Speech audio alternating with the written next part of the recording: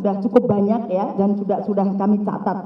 Di sini kami ingin menanyakan ya kepada saudara saksi ya, hanya dua hal saja. Yang pertama adalah ya, pada saat saudara menerima surat kuasa dari saudara Samuel Huta Barat dan saudara Rostin Simanjuntak, yaitu kedua orang tua daripada korban Nofriansah Yosua Huta Barat.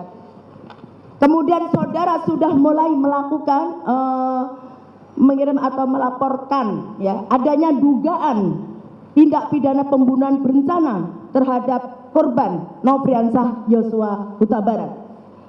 Pertanyaan saya, dalam hal saudara sebagai penasihat hukum dari keluarga korban Nofriansah Yosua Huta Barat, yang tentunya dalam hal ini mengandung amanah pada diri saudara untuk turut menegakkan kebenaran dan keadilan, serta dalam rangka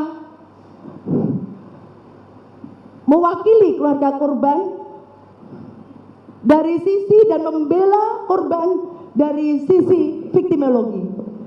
Pertanyaan kami, ketika itu hambatan-hambatan atau rintangan-rintangan apa yang krusial yang saudara temui ketika saudara ingin menguak adanya peristiwa pidana tersebut, baik dari sisi internal kepolisian ataupun dari ekstern atau di luar kepolisian? Saudara jelaskan di sidang yang mulia ini. Hambatan-hambatan yang kami alami atau yang saya alami adalah pertama, komunikasi. Karena alat komunikasi keluarga, dalam hal ini keluarga almarhum Brigadir Nofriansah Yosua Huta Barat, telah diretas dan atau dikacaukan oleh seorang diduga Irjen Pol U menggunakan alat-alat yang diduga milik daripada Barreskrim Polri. Nah, ini berdasarkan laporan intelijen yang saya investigasi. Sehingga setiap kali saya mau berkomunikasi dengan ayah dan ibunda termasuk kakak adik daripada almarhum, handphone mereka tidak bisa menerima maupun tidak bisa keluar. Sehingga saya harus menggunakan telepon orang lain yang berjarak 1 sampai 2 km untuk setiap kali saya mau berbicara, karena itu di luar perhitungan mereka. Maka 2 orang hadir di sini yang teleponnya sering saya gunakan, yaitu telepon daripada Rohani Simanjuntak dan Sangga Sianturi, saksi Sangga, di samping telepon yang lainnya. Hambatan kedua adalah bahwa yang dipraming oleh 5 lembaga negara waktu itu adalah almarhum meninggal karena diduga melakukan pelecehan dan atau pemerkosaan kepada terdakwa Putri Chandrawati, sehingga rilis itu telah diterima oleh masyarakat bahwa almarhum ini adalah dalam tanda petik adalah pelaku kejahatan. Sehingga ketika saya membuat argumentasi yang berbeda, saya itu dituduh penyebar hoax atau menyimpang daripada pemahaman masyarakat pada umumnya waktu itu, karena ada lembaga-lembaga negara yang secara terang-terangan melawan saya, yaitu lembaga kepolisian, lembaga Kompolnas, lembaga Komnas HAM, LPSK, maupun komisi-komisi atau LSM perempuan.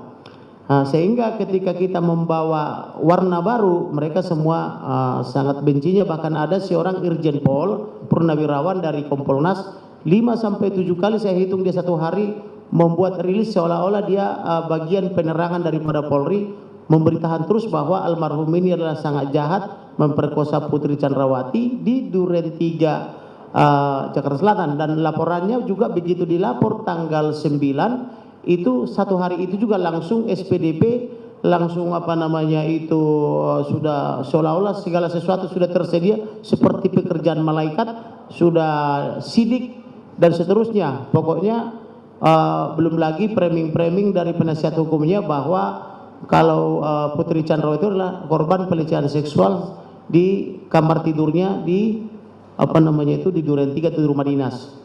Kemudian hambatan lainnya adalah ketika saya melapor kepada penyidik Pidum Polri, mereka itu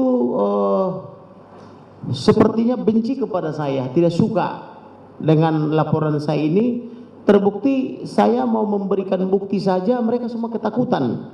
Jadi saya heran kenapa ini penyidik sampai pangkat jenderal kok ketakutan, sampai bintang 3 pun ketakutan yang mulia majelis hakim.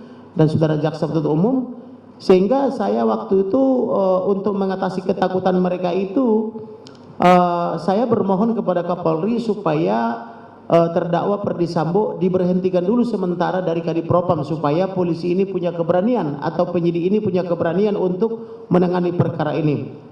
Salah hal yang paling menjengkelkan waktu itu, saya membawa bukti di dalam handphone hasil investigasi saya kepada para intelijen baik dari BIN, dari kepolisian maupun dari tentara-tentara yang mitra-mitra saya, karena saya sudah biasa bergaul dengan intelijen sejak saya masih mahasiswa, karena waktu mahasiswa saya pernah membela 10 orang intelijen yang disersi dan di PHK secara tidak hormat, tapi saya bela jadi kembali mereka intelijen. Jadi ketika itu tidak ada yang berani polisi-polisi atau penyidik ini yang mau menerima bukti saya dari handphone, sehingga caranya harus saya pindah dulu dari handphone ke laptop yang tidak tersambung ke internet.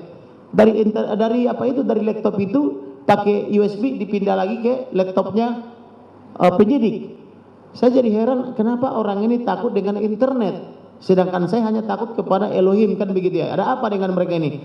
Maka saya coba lagi pelajari, ternyata itulah saya dapat informasi bahwa ada alat-alat daripada kepolisian yang diduga sangat canggih yang memantau pergerakan ini semua, termasuk memantau pergerakan saya. Nah, kemudian maka saya pelajari lagi, maka ternyata saya ketahui berdasarkan dokumen, saya bawa juga dokumennya di sini yang mulia. Ternyata Perdi Sambo ini adalah Kasatgas Merah Putih.